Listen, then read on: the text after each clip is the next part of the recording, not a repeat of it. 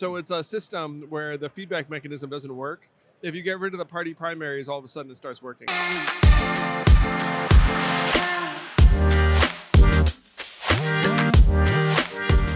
All right, we have Andrew Yang here, entrepreneur, presidential candidate, and co-chair of the Forward Party with us today. It's great to be here. Thanks for having me. We're excited about the summit here at the summit. You talked a little bit on some of the policies that you're proposing right now. Where are you spending your energy right now? No, I'm spending my energy trying to upgrade our political system so it actually works. It's not working so well right now.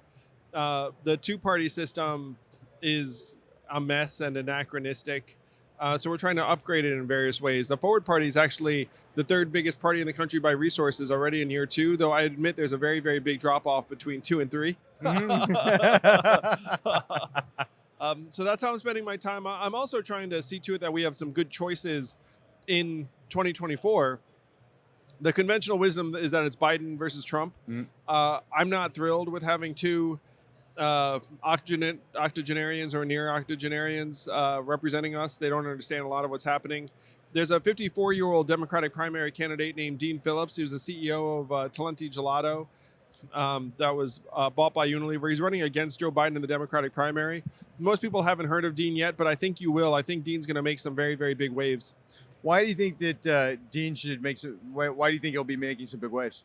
Well, 71% of Dems aren't comfortable with Joe Biden because he's going to be 82 in 24. I mean, that's what a lot of us think. I mean, it's as simple as that.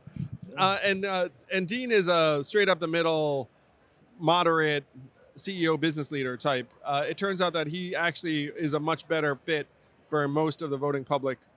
Why do you think we've ended up with the octogenarian two presidential candidate?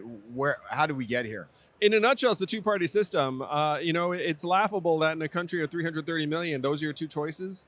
When you think about that for a second, you're like, wait a minute, really? And so the Republican Party, Trump is the faraway leader in their primary, and the Dems just haven't had a primary. So that's how you wind up with a Biden-Trump rematch. But Dean is forcing open a Democratic primary, and I personally find that to be very exciting. Do you think he's found some opposition within the Democratic Party, or what is their approach to it? Oh yeah, they're doing their usual playbook of pretending he doesn't exist, or saying that he's undermining the will of the people, even though what he's doing is actually trying to give the people a voice. So it's the usual playbook in the Democratic primary, but I think Dean's going to break through.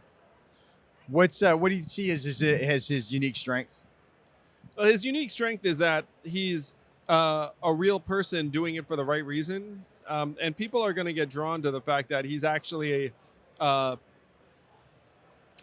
patriot who is stepping up for the country. And he's doing so at great risk to his political career. I mean, you're talking about a sitting member of Congress who's essentially trading in his congressional seat because he knows the country deserves better than Joe Biden. And as soon as people realize that that's what they have in Dean, it's going to take off.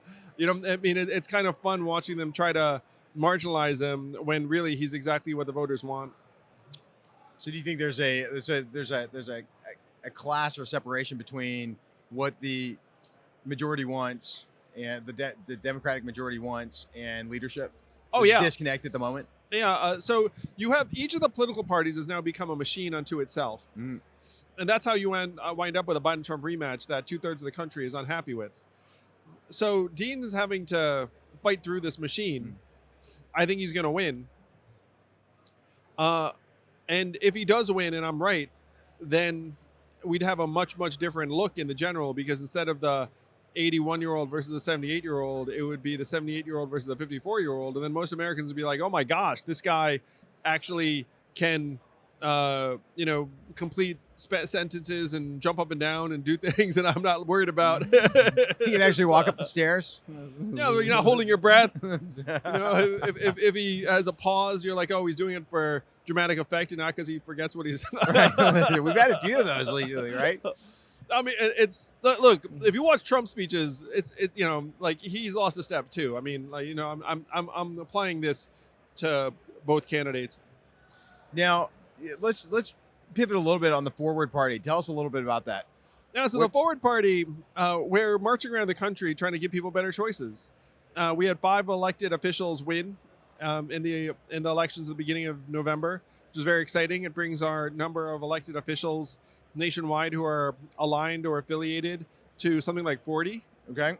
and we're growing all the time. We've got a thriving community in most of the states, and big opportunities in 24, not just in terms of elected office, but also turning off the party primaries in Nevada, maybe Arizona, maybe Idaho, maybe Montana. And so if you imagine turning off the primaries in multiple states, that would mean that there are 6, 8, 10 US senators who all of a sudden you would see become much more lucid and reasonable overnight. Because right now, if they do something that runs afoul of the folks who vote in the party primary, then they lose their job. Uh, the fiction in American life is that our leaders have to make 51% of us happy to stay in Mhm. office. It's just not true. They just have to keep the most extreme 8 to 10% off their backs, and then they keep their job. You have an approval rate in Congress right now of 10 to 20%. It's abysmally low. And a reelection rate for incumbents. There are 10% that actually approve of I Congress. know. Who are they? And then you have an incumbent reelection rate of 94%. So it's a system where the feedback mechanism doesn't work. If you get rid of the party primaries, all of a sudden it starts working. Then actually people have to you have to draw people in. And Well, that- they'd have to do things that 51% of us want, which I bet would result in very, very different and better policies on AI, blockchain, immigration, you name it. Now, you mentioned AI and blockchain. Where do you see that fitting in with your objective of remaking the two-party system Well, at or this improving on the point, no, three-party? please. At this point, we run our lives on our phones, and then when it's time to vote, what do? We go to the local auditorium or gymnasium or something, and we stand in line, and there's some like weird list, and you pray they haven't screwed it up, and all this stuff. Right. So imagine voting for president on your smartphone and then having it verified via a personalized QR code that gets sent to your house, and you're like ding ding ding, and and then you'd expand the franchise. I mean, these are all things that are now very, very feasible.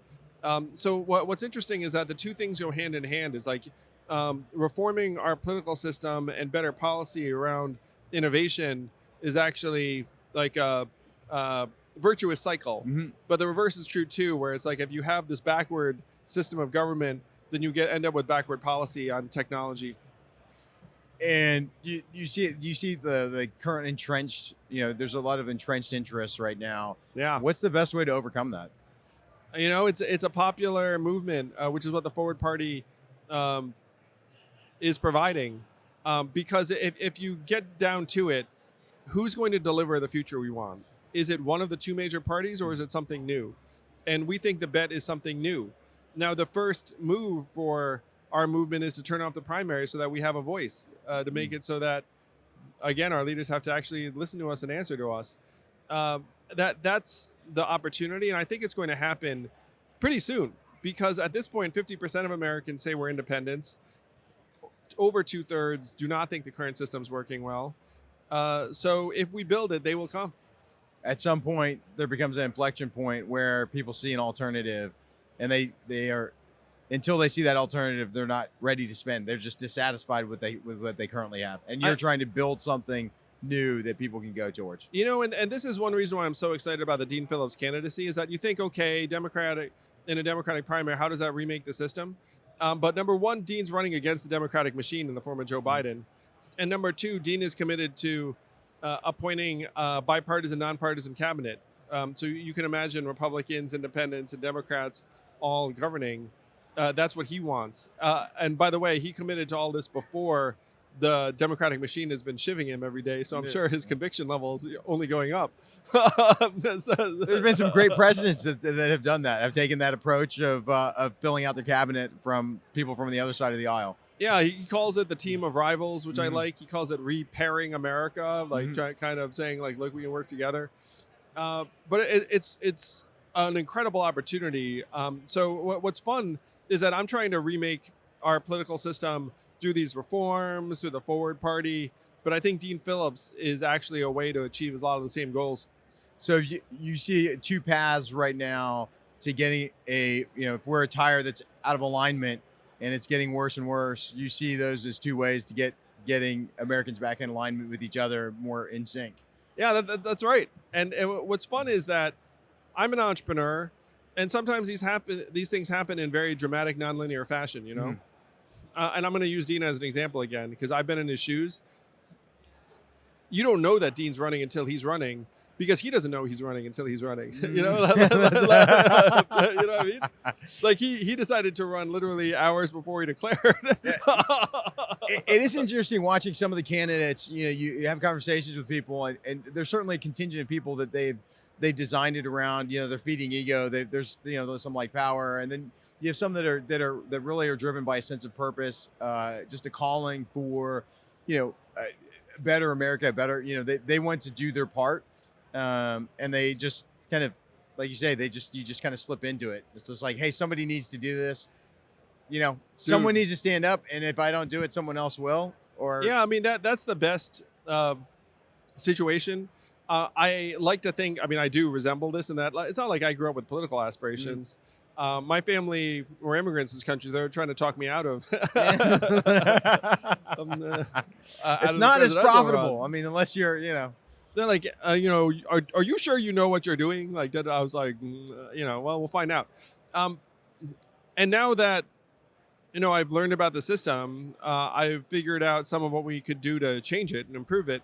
But I've gone so far that I feel like, I have to keep going, in part because so many people rallied around me to support my campaign. And I feel like the reluctant political figures are the best ones. Yeah. The ones you got to watch out for are the ones who just love that stuff. Yeah, they just eat it up, right? They love the camera. They love the time in front of it. So it's just being done for the wrong reasons. Diverging a little bit, what have you found is the impact on, your family and friend group as you have leaned on the political side? What has been the helping them navigate with you through that? Maintaining friendships, maintaining relationships. Have you seen dynamics change as you've leaned into this? I think entrepreneurs will recognize this, but anytime you do something significant, you make friends and you lose friends. I made a lot of friends, but did I lose some friends? Sure. I mean, sometimes you ask people for help and you're very disappointed in the response, and that stuff sticks with you. But at the same time, in my case, so many people rallied to our side, and I was so fortunate on so many levels where I'm still married and like the family's good, and my kids were too young to really understand what Dad was doing. Now they're a little older. I'm glad I ran when I did, because they were just like, I don't know what Dad's doing, and then there was like a bus with my face on it, and they like pile on and play some video games and just generally yuck it up. But now they're old enough where they'd be like, wait, what's happening? So I had a very fortunate experience.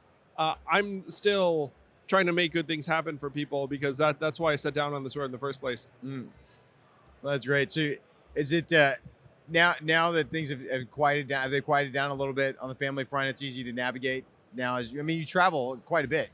Certainly it's easier now than it was when I was running for office, because that stuff does put a lot of stress on you. And now, I've got a great life, still making things happen. Travel probably more than I'd like, given that, I've got a young family. But I get home and the family's strong and whole, and, I feel like I'm serving them by doing the work I do. That's great. No, it's I think a lot of times when you're public facing, you have the people that are right behind you, supporting you, and they're making a lot of sacrifices with you. You're doing it as a unit. You're doing it as a family. It's not just you that's a part of it. Yeah, I think this is actually what my parents were concerned about. They were like, is your family going to be okay? I'm happy to say my family's been great, and in some ways, it's even brought us closer together.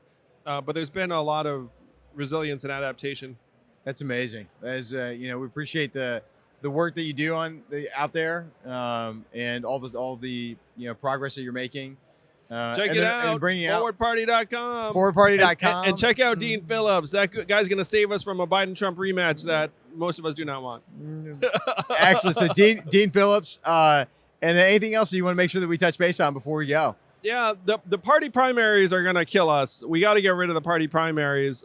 So if you see anything that resembles that in your state, be like, oh yeah, open primaries, nonpartisan primaries, ranked choice voting, all that stuff will improve our situation because these two parties don't care about us. They care about the machinery, but we have to humanize the machinery as quickly as we can. And when you're calling people to check out the Forward Party, what is the perfect person to check out the Forward Party? What does that profile look like? Republican, Democrat? What are they? It's someone who's come to realize that our political system is broken and it needs an upgrade. People that are smart, rational, business minded, solutions oriented. Those people tend to love the Forward Party. Excellent. Also, innovators, innovation minded. Anybody that's on the blockchain side, you've been in the space early on. So, oh, you know what? I mean, the single biggest donor to the Forward Party is a big Bitcoiner. So, I mean, that's a true story. All right. That's Excellent. a true story. All right. Excellent. Well, it's great to have you on, Andrew. Thanks for stopping by. Thank you, guys. Hey guys, thanks for coming out to the 2023 North American Blockchain Summit. It was the best summit yet. We look forward to hosting you again next year. If you enjoyed the summit or like what you saw in this video, be sure to subscribe. If you're interested in learning more about membership in the TBC, go to texasblockchaincouncil.org to learn more.